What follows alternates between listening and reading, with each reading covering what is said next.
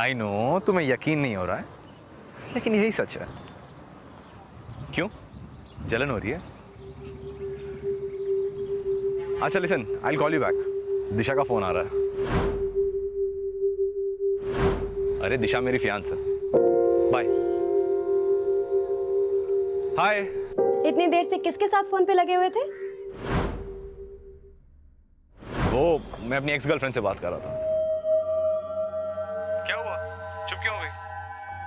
अरे बाबा चिल, अपनी शादी पर इनवाइट करा था उसे। मुझे तो लगता है तुम्हारी पूरी बारात तुम्हारी एक्स गर्लफ्रेंड से भरी होगी। अच्छा, समझ जेलस हाँ? अच्छा ये सब छोड़ो, और तुम संडे को फ्री रहना, हमें शादी की शॉपिंग पे जाना है। और हाँ, शादी के बाद no more night duties, okay? आपका हुक्म सराखों पर। Okay bye, love you. Love you too, bye.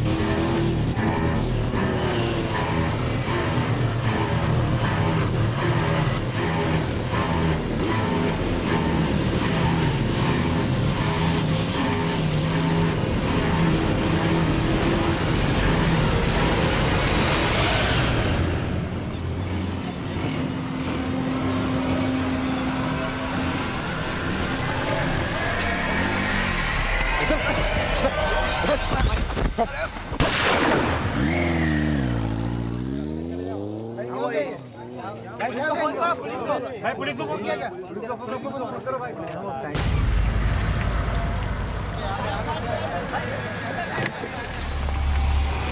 हटिए प्लीज, हटिए प्लीज, हटिए हटिए हटिए, उठाओ। सर ड्राइविंग लाइसेंस में नाम रमन सिन्हा लिखा है। सुनीता, इस एड्रेस पे जाओ और इसकी फैमिली को इन्फॉर्म करो। सर हटो हटो। आप में से किसी ने देखा कि इस पे गोली किसने चलाई? सर मेरी गाड़ी रिवर्स हो रही थी, दो लड़के इसे चेस करते हुए आए, इन्होंने इस लड़के को धक्के मारा और गोली चला दी। दोनों ने हेलमेट पहन रखी थी और उसकी बाइक लेके भी भाग गए। किस डायरेक्शन में गए थे? इस डायरेक्शन में। अब यस सर, आगे जो चेक पोस्ट है उन्हें इस बाइक के बारे में इन्फॉर्म करो। Okay sir. विनय सर, इस रोड के दोनों एंड्स पे देखो कहीं सीसीटीवी कैमरा है क्या? शायद वो शूटर्स कहीं कैप्चर हुए हैं। सर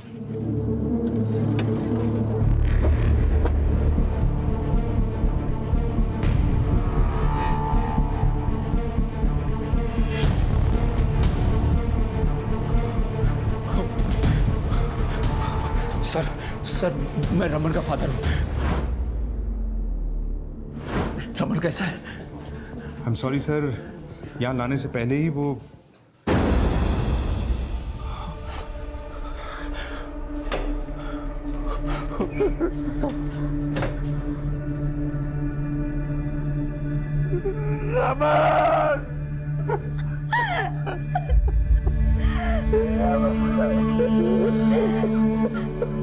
मिसेस सिन्हा, संभालिए अपने आप को। आइए।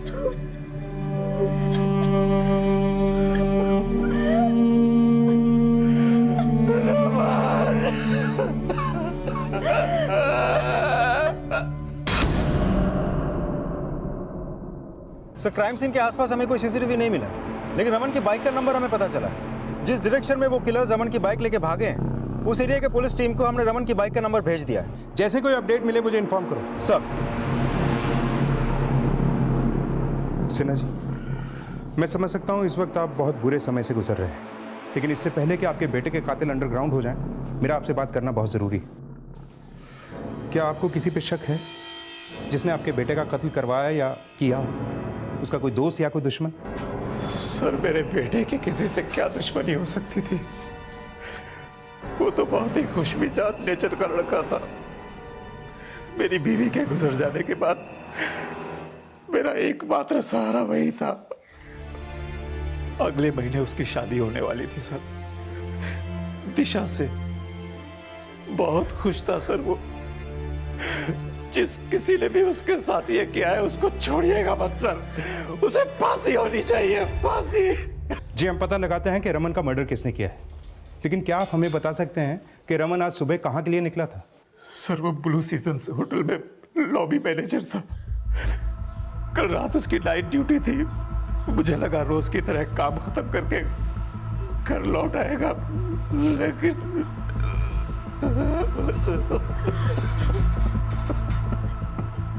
आप रमन से शादी करने वाली थी? जी सर। कब से जानते हैं आप रमन को? सर हम एक दूसरे को बहुत टाइम से जानते हैं। वो मुझसे अपनी सारी बातें शेयर करता था। इनफैक्ट मेरी तो आज सुबह ही उससे बात हुई थी। आपका हुक्म सराखों पर। पूरा दिन बस मजाक के मूड में रहता था, पता ही नहीं चला। और अचानक से आपको क्या लगता है ऐसा कौन हो सकता है जिसने रमन का इस तरह से मर्डर किया? सर यही तो मुझे समझ नहीं आ रहा है। उसका किसी के साथ कोई ऐसा इशू नहीं था कि कोई इसे इस तरह से मार दे। सिन्हा जी, पिछले दिनों में रमन ने कोई ऐसी बात की थी जिसका कनेक्शन उसके मर्डर के साथ हो सकता है? नहीं सर, उसने ऐसा तो मुझसे कुछ भी शेयर नहीं किया। Sunita, Raman Sinha blue seasons hotel में लॉबी मैनेजर था। उसके होटल में पूछताछ करो और उसके कॉल रिकॉर्ड्स भी निकलवाओ, शायद किलर्स की कोई लीड मिले। Okay sir. रमन के पिता नीरज सिन्हा और रमन की मंगेतर दिशा से पुलिस को ऐसा कोई क्लू नहीं मिला जिससे यह पता चल सके कि रमन की हत्या के पीछे किसका हाथ है और क्या मकसद हो सकता है। पर रमन को मारने वाले शूटर्स क्या कॉन्ट्रैक्ट किलर्स थे या फिर रमन के ऐसे दुश्मन जिन्हें रमन जानता था? पुलिस उन शूटर्स की लीड ढूंढने के लिए उस होटल में भी पूछताछ कर रही थी जहां रमन सिन्हा लॉबी मैनेजर था, और जल्द ही रमन के कॉल रिकॉर्ड्स भी सामने आए। सर, रमन का कॉल रिकॉर्ड। उसके नंबर पे लास्ट कॉल दिशा अवस्थी ने ही की थी। इतनी देर से किसके साथ फोन पे लगे हुए थे? दिशा ने बताया था कि रमन से उसकी बातचीत शादी की शॉपिंग को लेकर हुई थी। दिशा का बैकग्राउंड चेक करो, देखो कि वो इस शादी से खुश थी या कहानी कुछ और है। और विनय, ऐसा भी तो हो सकता है दिशा या रमन दोनों की लाइफ में कोई ऐसा हो जो इस शादी से नाखुश हो। सर, दिशा को फोन करने से पहले रमन ने किसी श्रुति खन्ना नाम की लड़की से भी फोन पे बात की थी। क्यों? जलन हो रही है? अच्छा listen, I will call you back. Disha का फोन आ रहा है। सर, ये श्रुति खन्ना उसी होटल के हाउसकीपिंग डिपार्टमेंट में काम करती है जहाँ रमन लॉबी मैनेजर था। मैंने दोनों के कोलीग से पूछताछ की तो पता चला कि दोनों के बीच अफेयर चल रहा था। करीब 6 महीने पहले श्रुति ने किसी सिद्धार्थ खन्ना से शादी कर ली थी।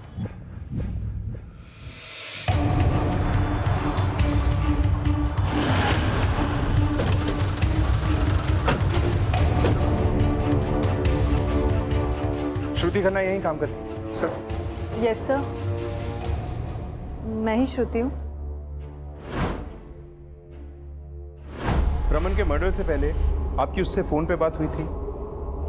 हाँ सर, वो मुझे शादी के लिए इनवाइट कर रहा था। रमन तो आपके साथ यहीं काम करता था, फिर वो आपको फोन पे इनवाइट क्यों कर रहा था? वो मुझे शादी में आने के लिए कन्विंस कर रहा था। क्यों? आपने शादी में आने से इनकार कर दिया था? नहीं सर, मैं तो उसकी शादी अटेंड करने वाली थी। लेकिन अब तो उसकी शादी कभी नहीं होगी। और हाँ, हमें पता चला है कि आपका और रमन का भी अफेयर था, लेकिन आपने कहीं और शादी कर ली और अब रमन कहीं और शादी करने वाला था। हाँ सर, हमारा अफेयर था, पर हम कभी भी शादी नहीं करना चाहते थे। We felt we were better off as friends. क्या तुम्हारे हस्बैंड रमन को जानता था? I mean, was he comfortable with all this? जी सर, मेरे हस्बैंड सिद्धार्थ और रमन भी बहुत अच्छे दोस्त थे। कितने साल से जानती हो आप रमन को? करीब 2 साल से, जब मैंने ये होटल ज्वाइन किया था। So guys, Shruti is now part of our team. Everybody, give her a warm welcome. Sir, वो खुश रहने वाला बहुत ही जिंदा दिल इंसान था। यहाँ सब उसके बिहेवियर से बहुत खुश थे। हमने उसके कॉल रिकॉर्ड चेक किए, आपके अलावा भी बहुत सारी लड़कियों के साथ बातचीत करता था वो। Yes sir, but he was a nice guy. Shruti Khanna और उसके हस्बैंड के कॉल रिकॉर्ड और एक्टिविटीज को चेक करो, और रमन के कॉल रिकॉर्ड के साथ साथ उसके सोशल मीडिया अकाउंट में जितने भी कॉन्टैक्ट्स हैं सबकी लिस्ट बनाओ। हो सकता है रमन के मर्डर में उसकी किसी एक्स गर्लफ्रेंड का हाथ हो जिसे उसकी शादी की न्यूज़ मिली, या कोई ऐसा लड़का जो उसकी किसी पुरानी गर्लफ्रेंड के साथ कनेक्शन में था और किसी जेलसी की वजह से उसने रमन का मर्डर कर दिया। रमन सिन्हा के मर्डर में रमन और दिशा के रिश्ते, श्रुति के साथ एक्स्ट्रा मैरिटल अफेयर और रमन से जुड़ी किसी रंजिश का भी पता लगाया जा रहा था। रमन के मर्डर को 1 हफ्ता गुजर चुका था, लेकिन पुलिस को अभी तक कोई स्ट्रॉन्ग लीड नहीं मिली थी जो कि रमन को खो चुके उसके पिता की बेचैनी को बढ़ा रही थी। मेरे बेटे का मर्डर हुए हफ्ता भर हो गया है, लेकिन आप लोग अभी तक ये पता नहीं लगा पाए कि उसे किसने मारा है। सिन्हा जी, हम अपनी तरफ से पूरी कोशिश कर रहे हैं। अरे क्या खाक कोशिश कर रहे हैं? मुझे मालूम है कि मेरे बेटे की मौत के पीछे किसी मोटी आसामी का हाथ है और आप लोग उसे बचा रहे हैं। पर मैं चुप रहने वाला नहीं हूं। मैं धरने पर बैठूंगा, सीएम से आप सबकी शिकायत करूंगा। रमन के पिता नीरज सिन्हा पुलिस की भूमिका पर सवाल उठा रहे थे, जिसके बाद मीडिया भी लखनऊ के लॉ एंड ऑर्डर पर सवाल करने लगी। रमन सिन्हा जैसे आम आदमी को दिन दहाड़े गोली मार दी जाती है और हमारी पुलिस कुछ नहीं कर पाती। क्या रमन सिन्हा जैसे कई और मारे जाएंगे तब पुलिस को होश आएगा? देखते ही देखते ये केस इतना बड़ा हो गया कि जगह जगह रमन के लिए कैंडल मार्च निकाले जाने लगे और सोशल मीडिया के जरिए भी इंसाफ की मांग की जाने लगी। और ये आवाज राजनीतिक गलियारों में भी गूंजने लगी और पुलिस पर दबाव बढ़ने लगा। We are trying our best sir. Okay sir. Sir, मैंने रमन की मंगेतर दिशा के कॉल रिकॉर्ड्स और एक्टिविटीज पता की, लेकिन ऐसा लगता नहीं कि रमन के साथ शादी तय होने की वजह से वो नाखुश थी। लेकिन रमन का रिलेशन तो बहुत सारी लड़कियों के साथ था। हो सकता है इनमें से किसी रिलेशन की कॉम्प्लिकेशन की वजह से रमन का मर्डर हुआ। वो लड़की श्रुति जो उसके साथ होटल में काम करती थी, उसके एंगल से कुछ पता चला? नहीं सर, श्रुति के बारे में हमें कुछ भी सस्पिशियस पता नहीं चला, और सिर्फ श्रुति ही नहीं, किसी और लड़की के बारे में भी कुछ भी सस्पिशियस पता नहीं चला हमें। मीडिया ने इस केस को बहुत बड़ा बना दिया है, इसलिए हमें भी अपनी इन्वेस्टिगेशन का दायरा बढ़ाना होगा। जनता और मीडिया को यह भरोसा दिलाना होगा कि हम अपना काम पूरी शिद्दत और ईमानदारी के साथ करते हैं। और हाँ, इस केस के जितने भी सस्पेक्ट हैं, हम किसी को भी नजरअंदाज नहीं करेंगे। Is that clear? सर।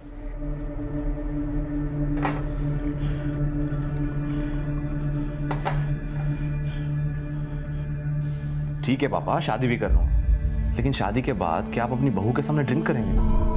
नहीं ना? तो इसीलिए आज से ये दारू शारू बंद। प्रॉमिस? प्रॉमिस।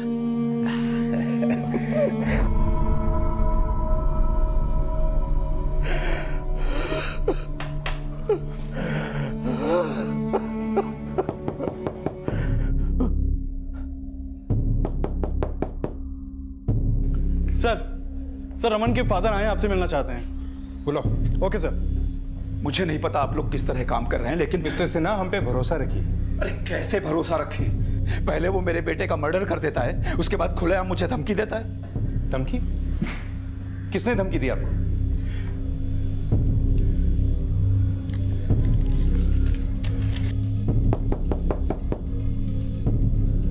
मैंने दरवाजा खोला तो वहां पर कोई नहीं था। ये लेटर पड़ा हुआ मिला। नीरज सिन्हा, अपने बेटे का मर्डर केस वापस ले ले, वरना तेरा भी वही हश्र होगा जैसा तेरे बेटे का हुआ। इस पे तो कोई एड्रेस या पोस्ट ऑफिस की स्टैम्प भी नहीं है। जी, मैं जानना चाहता हूं कि कौन है जिसने मेरे बेटे का मर्डर किया और अब मुझे धमकी दे रहा है। सिन्हा जी, हम पे भरोसा रखिए। ये जो कोई भी है, इस बार हमारे हाथ से बच नहीं पाएगा। इस लेटर पे जो हैंडराइटिंग है, ये हमें उस आदमी का लीड दे सकती है। श्रुति का हस्बैंड, दिशा और रमन के सारे दोस्त, सबकी हैंडराइटिंग को इस लेटर की हैंडराइटिंग से टैली करो।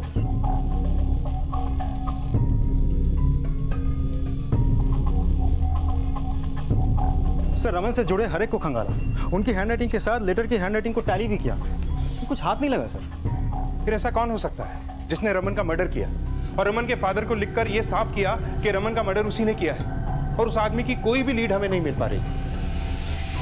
आज 13 दिन बीत चुके हैं, लेकिन पुलिस अब तक उनके हत्यारों का पता लगाने में नाकाम साबित हुई है। जनता सवाल कर रही है, क्या वो ऐसे माहौल में सुरक्षित है? पुलिस को उनका जवाब देना ही पड़ेगा। ये रमन सिन्हा कौन है? आप तो पुलिस में हैं, आपको मालूम है किसने मारा इसको? अरे हमसे क्या पूछ रही हो? हमको तो पुलिस डिपार्टमेंट वालों ने सिक्योरिटी गार्ड बना के छोड़ दिया। 12 घंटे जज साहब के घर के बाहर मक्खी मारते रहता। छोड़ो, ड्यूटी जाना है अभी। टिफिन दो मेरा। Excuse me sir. Hello,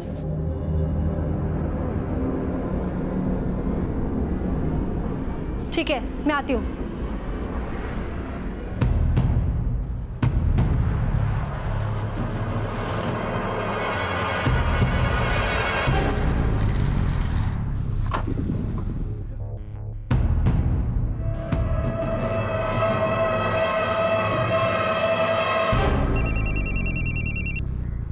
hello, what? Unnao में किस जगह? हरीश, यू टर्न लो, हमें उन्नाव जाना है।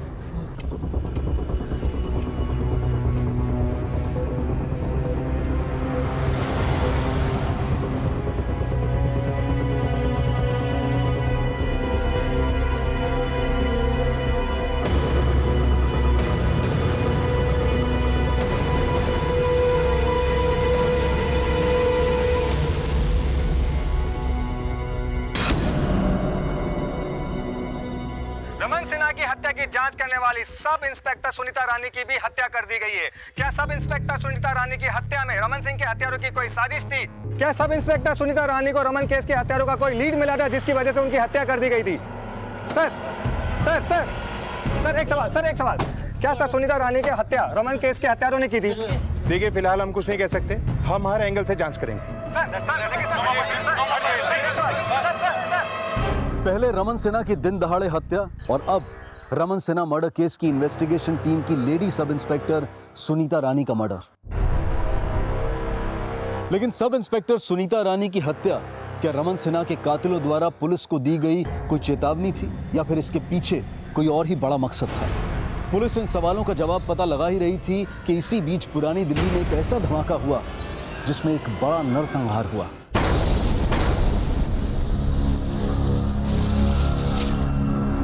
बॉम्ब विस्फोट की इस घटना के बाद आईडी यानी कि इन्वेस्टिगेशन डिपार्टमेंट के ऑफिसर सरफराज अली को इस विस्फोट की जांच सौंपी गई। सरफराज अली अब एक ऐसे मिशन में उतरने वाले थे जिसमें आगे चलकर कई और चौंका देने वाले अपराधों का खुलासा होने वाला था। इस ब्लास्ट में 26 लोगों की जानें गई हैं और 267 लोग घायल हुए हैं। इस ब्लास्ट से जुड़ी सारी टेक्निकल डिटेल्स इस फाइल में मौजूद हैं। And I know that you are one of the best officers that we have and I want you to crack this blast case as soon as possible. I will do my best, sir.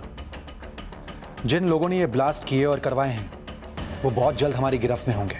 I wish you luck. All the best. Sunita के murder के एक दिन पहले उसे उन्नाव के एक PCO से एक के बाद एक 2 कॉल आए थे। तुम जानते हो कि सुनीता को ये 2 कॉल किसने किए थे? हाँ सर, मैंने सुनीता मैडम को फ़ोन पे बात करते हुए सुना था। मुझे लगता है कॉल पे उन्हें कोई धमकियां दे रहा था। सर, इससे पहले कि सुनीता मैडम मुझे कुछ बताती, उन्हें दोबारा कॉल आया। इस बार फ़ोन पे उन्होंने कहा कि मैं आ रही हूँ और फिर वो चली गई। तुम्हें कुछ बताया सुनीता ने कि वो कहाँ जा रही है? नहीं सर, वो मुझे अपने साथ नहीं लेकर गई। वो बोल रही थी कि अबे तुम यही रुको, मैं अकेले निपटा के आती हूँ। और सुनीता ने मुझे भी रमन सिन्हा केस से रिलेटेड कोई अपडेट नहीं दी थी। क्या सुनीता वाकई रमन के केस से जुड़ा कोई राज जानती थी? अगर हाँ, तो ये थ्रेट कॉल उसी की वजह से आया।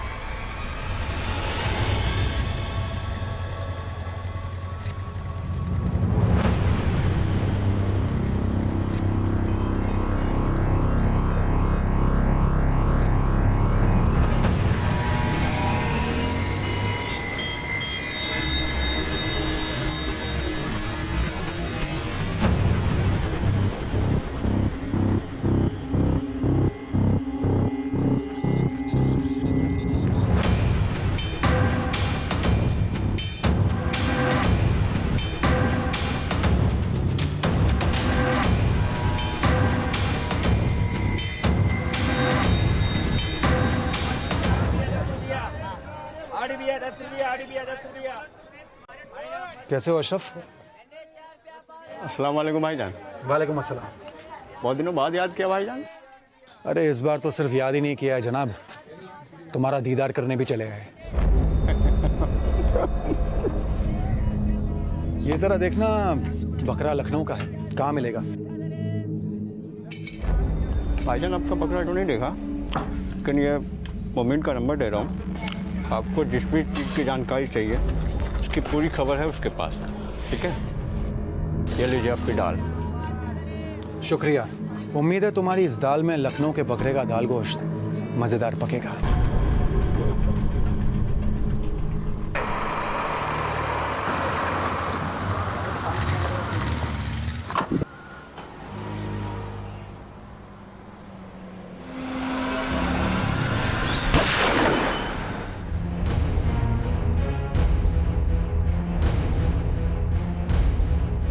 सब इंस्पेक्टर सुनीता रानी के बाद ये दूसरे पुलिसकर्मी के ऊपर जानलेवा हमला लखनऊ में किया गया है।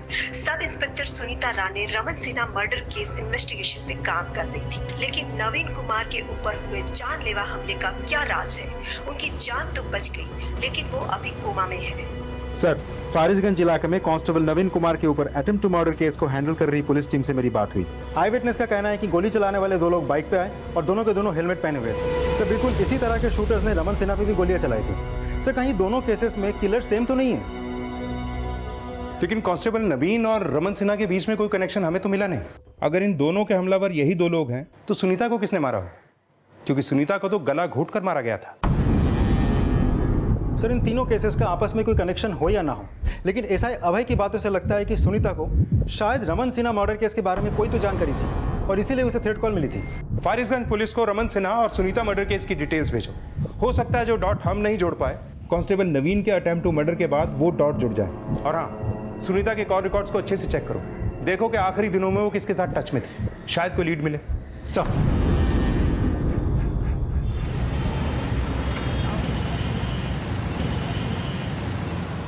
सर शायद अपनी मंजिल लखनऊ में है, इसीलिए सोचा बीवी बच्चों को भी लखनऊ घुमा लाता हूँ। Wish you a happy trip Sarfaraz. Thank you sir. Sir मैंने सुनीता के कॉल रिकॉर्ड में से एक नंबर को आइडेंटिफाई किया है। ये नंबर उन्नाव के सब इंस्पेक्टर रंजीत मिश्रा का है। रंजीत मिश्रा का घर उन्नाव में ही है। सर सुनीता मैडम को कॉल आने से पहले वो बोल रही थी कि अगले दिन हमें उन्नाव जाना है।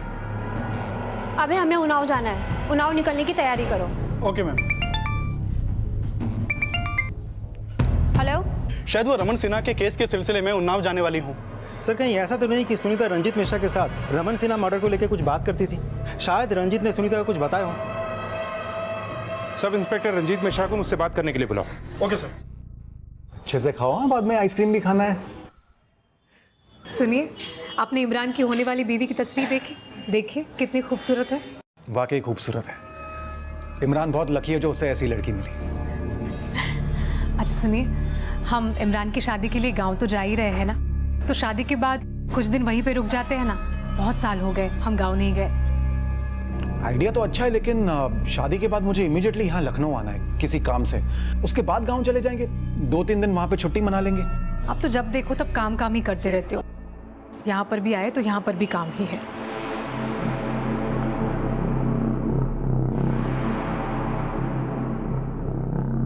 भाईजान चूना दो जरा।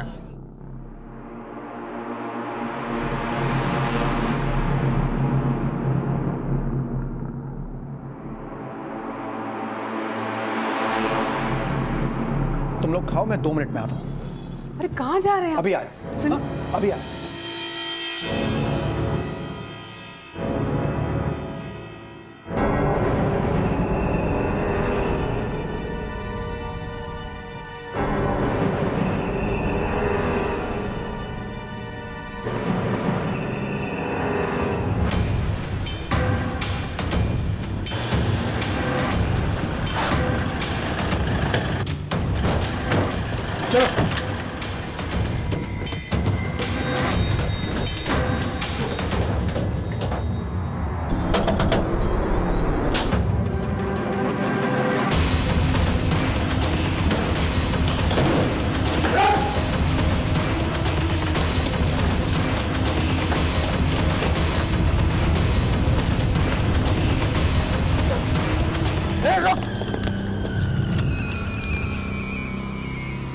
आईडी के ऑफिसर सरफराज अली ने पुरानी दिल्ली में हुए बॉम्ब विस्फोट की गुत्थी काफी हद तक सुलझा दी थी, लेकिन सब इंस्पेक्टर सुनीता रानी मर्डर केस, रमन सिन्हा और कांस्टेबल नवीन कुमार पर हुए शूटआउट में पुलिस को अब तक कोई स्ट्रांग लीड नहीं मिली थी। लेकिन इन सभी केसेस का आपस में कोई कनेक्शन था या नहीं, यह अब भी एक पहेली बनी हुई थी।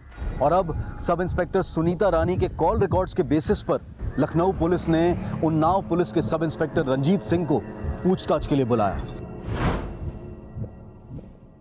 रंजीत, तुम लगातार सुनीता के टच में थे।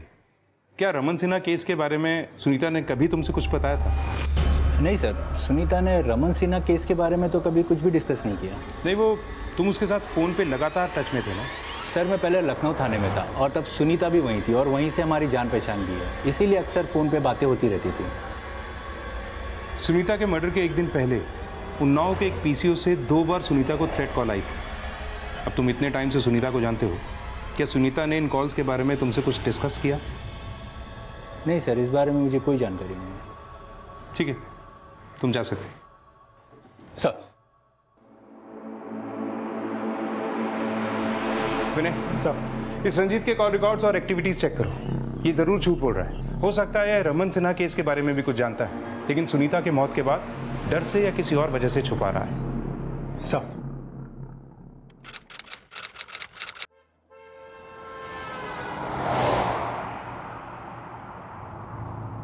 आपने नसरीन का लहंगा देखा था? कितना खूबसूरत था ना, पूरे 50,000 का था। यार अब लहंगा 50,000 का हो या लाख रुपए का, लेकिन वहां सबसे ज्यादा खूबसूरत तो तुम ही लग रही थी। अच्छा। अरे बाबा, ये शॉर्टकट है ना, इसीलिए, वरना 15 किलोमीटर घूम के जाना पड़ता। बीच रास्ते में किसने पत्थर लगाया? देखता हूं। अब आईडी के होनहार इन्वेस्टिगेटिव ऑफिसर सरफराज अली को दिन दहाड़े उनकी पत्नी समेत गोलियों से भून दिया गया, लेकिन उनको मारने आए शूटर्स का रमन सिन्हा और कांस्टेबल नवीन कुमार पर हुए हमले से क्या कोई कनेक्शन था? और सब इंस्पेक्टर सुनीता रानी क्या राज जानती थी? उसकी हत्या क्यों हुई, यह अब भी एक रहस्य बना हुआ था। अब सरफराज अली की हत्या के बाद आईडी तुरंत हरकत में आ गई और आईडी ऑफिसर निशान झा को इस केस की अगुवाई सौंपी गई।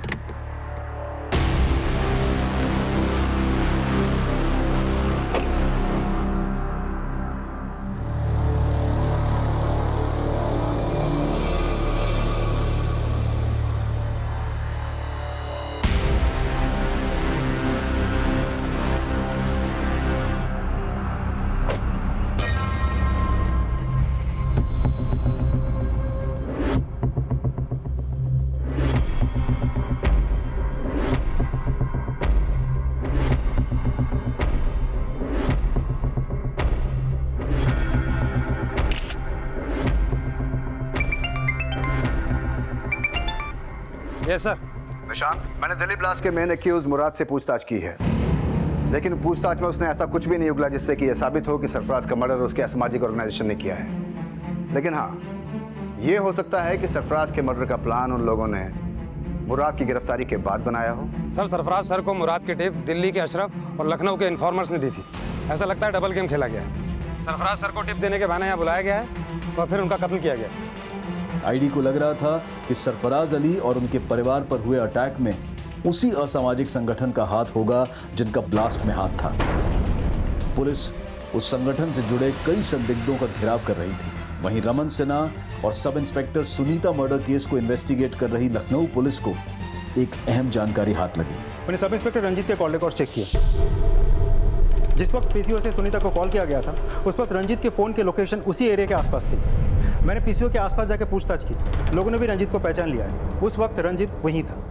इसका मतलब सुनीता को वो दूसरा कॉल भी रंजीत ने किया होगा। लेकिन ये रंजीत सुनीता को थ्रेट क्यों देगा? सर, रंजीत और सुनीता के बारे में एक और बात पता चली। लखनऊ के जिस थाने में रंजीत और सुनीता एक साथ काम करते थे, वहाँ के कोलीग से पूछताछ करके पता चला कि दोनों में अफेयर चल रहा था, जबकि रंजीत पहले से ही शादीशुदा था।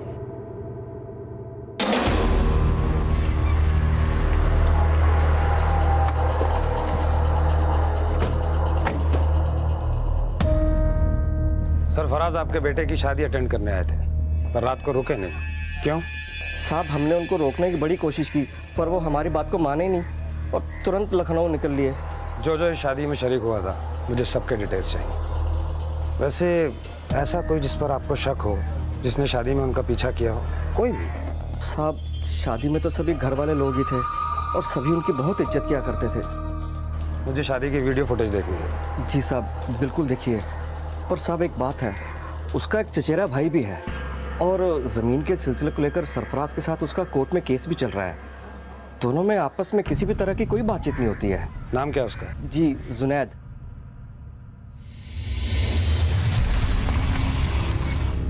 हमारा नाम ही जुनैद है सर। आप लोग बेकार ही हम पर शक कर रहे हैं सर। माना कि सरफराज भाई के साथ हमारा ज़मीन को लेकर झगड़ा चल रहा था, लेकिन सर यकीन मानिए हम उन्हें मारने के बारे में सोच भी नहीं सकते थे। वो इतने पावरफुल आदमी थे कि उनको मारने के बारे में सोचकर ही हम डर जाए सर। तू डरपोक है या बेखौफ, ये तो मुझे पता चल ही जाएगा जुनैद। वैसे तूने तो कुछ नहीं किया ना। देख, अगर कुछ किया है तो अभी बता दे, वरना बाद में बहुत तकलीफ होती है। आप अब बेकार में शक कर रहे हैं सर हम पर। हमने ऐसे कुछ भी नहीं किया।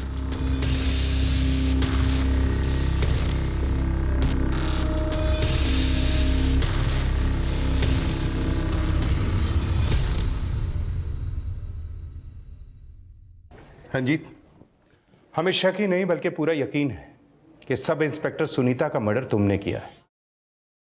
देखो, तुम खुद एक पुलिस वाले हो और अच्छी तरह से जानते हो कि सच उगलवाने के हमारे पास क्या क्या तरीके हैं, और मैं नहीं चाहता कि वो सारे तरीके मैं हाँ, मैंने सुनीता का मर्डर किया है। वो रोज़ाना मुझसे मिलने की कोशिश करती रहती थी। मुझसे कहती थी कि अपनी बीवी को डिवोर्स दे दो, मुझसे शादी कर लो। मैं नहीं करना चाहता था उससे शादी। मैंने उसे अवॉइड करने की भी बहुत कोशिश की, लेकिन वो हर रोज़ मुझसे मिलने की कोशिश करती रहती थी।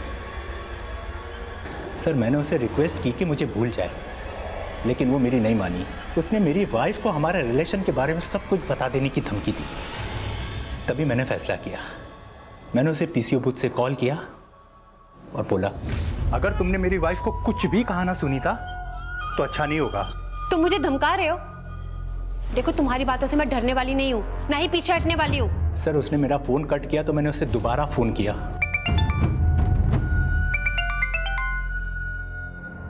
हेलो।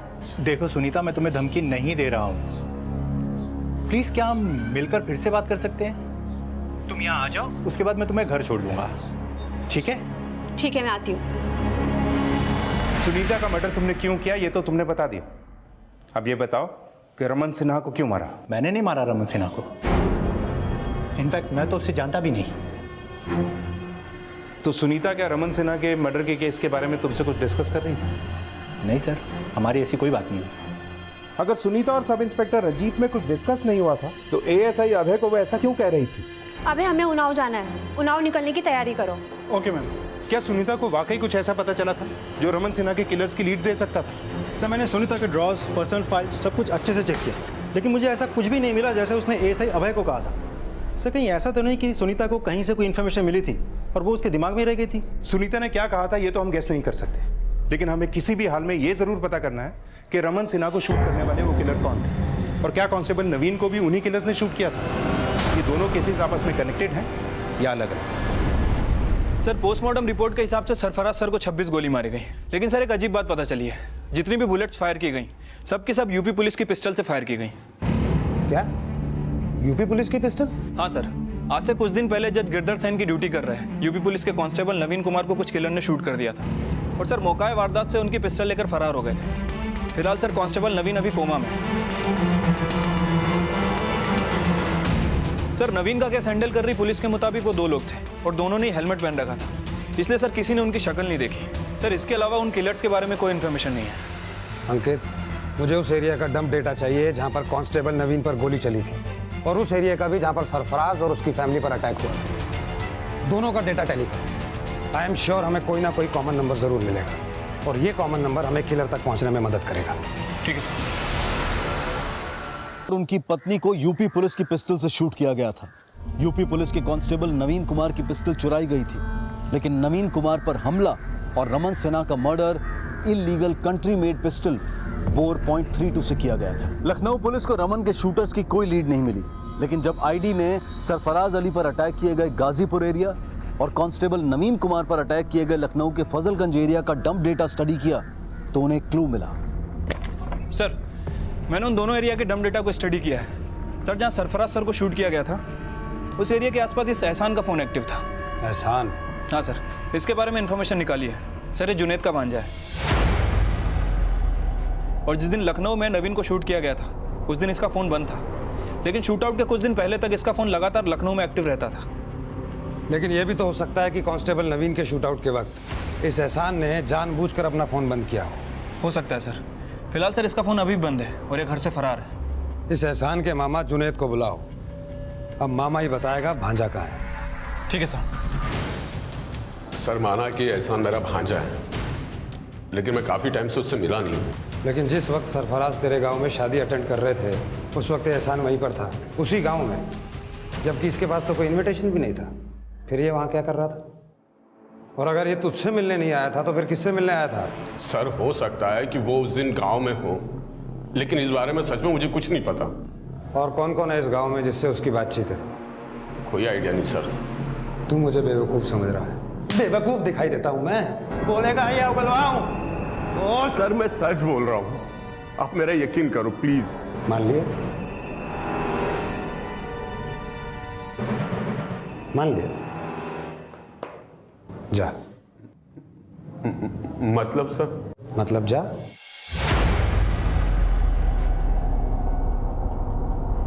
जा जा।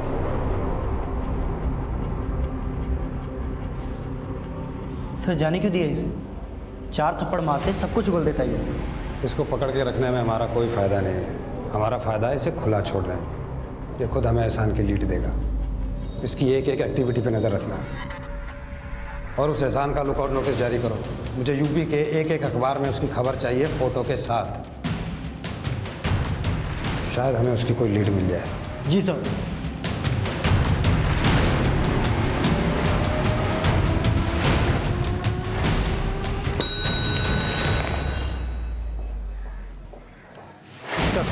विनय, आईटी सरफराज और उनके फैमिली के मर्डर के जुर्म में इस एहसान नाम के लड़के को ढूंढ रही है। पता करो कि रमन सिन्हा और कांस्टेबल नवीन के मर्डर के साथ इसका कोई कनेक्शन है क्या? Okay sir.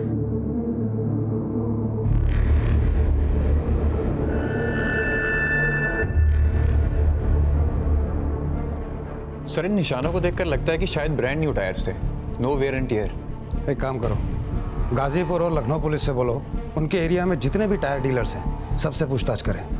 हो सकता है इस एहसान ने कहीं टायर चेंज करवाए हों। ठीक है सर। ये जो टायर के बारे में आप बता रहे थे सर, लखनऊ से एक आदमी आया है, वो कह रहा है कि उसे एहसान के बारे में कुछ बात करनी है। बुलाओ। सर, मेरा नाम शाहिद है। अखबार में ये एहसान की फ़ोटो देखी तो सोचा आपको कुछ बता दूँ। बताओ, क्या बताना है? सर, ये जो लड़का है ना एहसान, वो मेरे यहाँ घर पे किराए पे रहता था और सर इसके साथ में एक और लड़का भी रहता था। लड़का? कौन लड़का? सर, मुझे उसका नाम तो नहीं पता। एहसान ने मुझे बताया था कि उसका दूर का भाई है। और सर, मुझसे जब एहसान ने घर किराए पे लिया था तो मुझे कोई डॉक्यूमेंट्स नहीं दिए। मैं बार बार मांगता था, लेकिन वो फिर भी कोई ना कोई बहाना करके टाल देता था। आखिर में मैंने उसको बोल दिया कि अगर तुमने मुझे डॉक्यूमेंट्स नहीं दिए तो मैं तुमको घर से निकाल दूंगा। और जब दूसरे दिन मैं उसके घर पे गया सर, तो वो वहाँ से गायब हो चुका था बिना मुझे बताए। एक मिनट, ये जिस लड़के का भी आपने जिक्र किया जो एहसान के साथ रहता था, इसका स्केच बनवा सकते हो? बिल्कुल सर।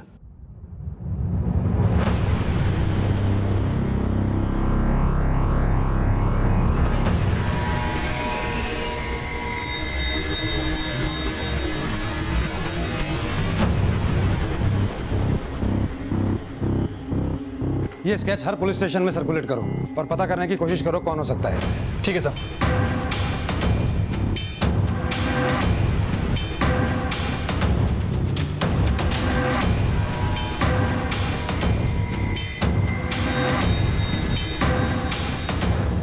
सर, ये लड़का जो किराए के घर में एहसान के साथ रहता था, सर इसका नाम कौशर है, हिस्ट्री शीटर है सर। यूपी के बहुत सारे पुलिस स्टेशन में इसके खिलाफ मर्डर और अटेम्प्ट टू मर्डर के लगभग 8 से 10 मामले दर्ज हैं। फिलहाल फरार है सर। और पता चला है कि एहसान भी इसी की गैंग का आदमी है। इसकी हर क्राइम एक्टिविटीज में एहसान का हाथ है। इसका मतलब ये एहसान और ये सर, 2 दिन पहले जुनैद ने ग्रेटर नोएडा में किसी को कॉल किया था। सर, पता चला है कि वहाँ पर जुनैद की बहन भी रहती है।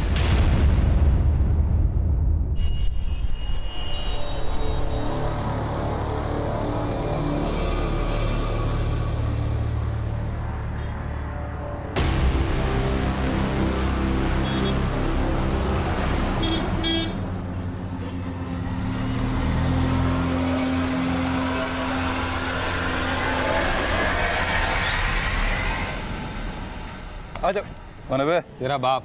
हेलमेट उतार। उतार हेलमेट। भारत!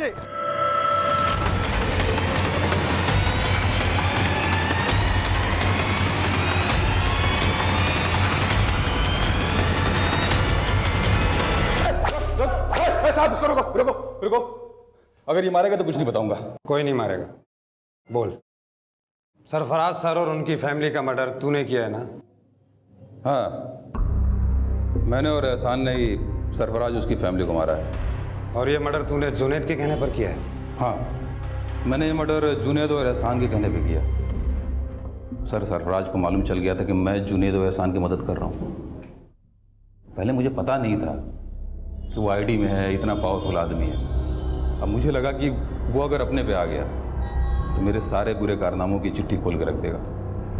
तभी मैंने सोच लिया था कि उसको मारना है। ऊपर से एहसान और जुनैद भी चाहते थे कि मैं उसको मार दूँ। मैंने उसको दिल्ली में मारने की कोशिश की, फिर लखनऊ में मारने की कोशिश की। उसकी तकदीर अच्छी थी। फिर बाद में मुझे एहसान ने बताया कि वो गाजीपुर में एक शादी अटेंड करने वाला है। फिर मैंने पीछा किया, मार दिया। तूने जिस पिस्तौल से गोली चलाई थी वो यूपी पुलिस के कांस्टेबल नवीन की ही थी ना? मुझे लगा सरफराज को मारने के लिए एक गन काफ़ी नहीं है। मैंने हवलदार का 2-3 दिन पीछा किया और फिर मार के मैं गन लेके चला गया। सर, इनके पास जो बाइक मिली थी उसकी नंबर प्लेट फेक है। तेरे पास जो बाइक थी वो किसकी है? चुराई है मैंने। कहाँ से? लखनऊ से। हमें सरफराज को मार के भागने के लिए एक लंबी बड़ी बाइक की ज़रूरत थी। मुझे 2 महीने पहले वो बाइक लड़के के पास दिखी।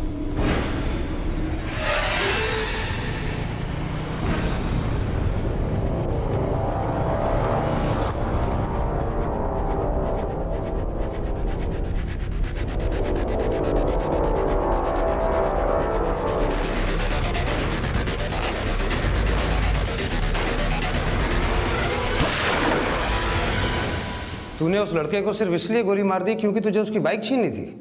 हाँ, मुझे उसके बाइक पे दिल आ गई थी। मैंने उसे मार दिया और बाइक लेके भाग गया। मीडिया वालों ने हंगामा मचा दिया था। फिर मैंने एहसान के हाथों से उसके बाप के पास एक चिट्ठी भिजवाई।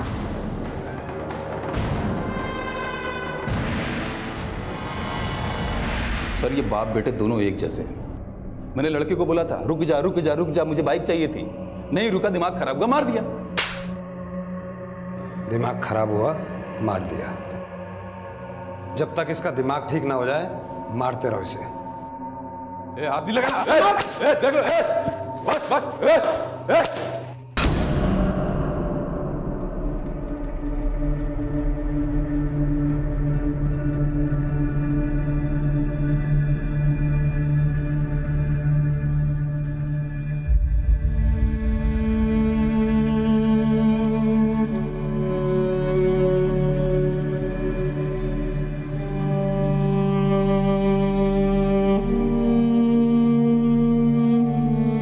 जिसकी सोच और समझ पूरी तरह से अपराध में लिप्त हो, वो छोटी सी छोटी वजह के लिए भी अपराध कर सकता है। कौसर की सनक उससे पहले भी कई हत्याएं करवा चुकी थी और उसकी इसी सनक का फायदा उठाकर सरफराज अली के चचेरे भाई जुनैद और उसके भांजे एहसान ने सरफराज अली और उसके परिवार को मारने की एक ऐसी खूनी योजना बनाई जिसकी बदौलत कांस्टेबल नवीन कुमार आज भी कोमा में है और रमन सिन्हा अपने पिता को इस दुनिया में अकेला छोड़कर जा चुका है। अब मैं अनूप सोनी आपसे विदा लेता हूं। फिर मुलाकात होगी अगले एपिसोड में एक और चौंका देने वाले केस के साथ। तब तक अपना और अपने परिवार का ख्याल रखें और देखते रहें क्राइम पेट्रोल सिटी क्राइम्स। सबक एक को सीख हम सबको। जय।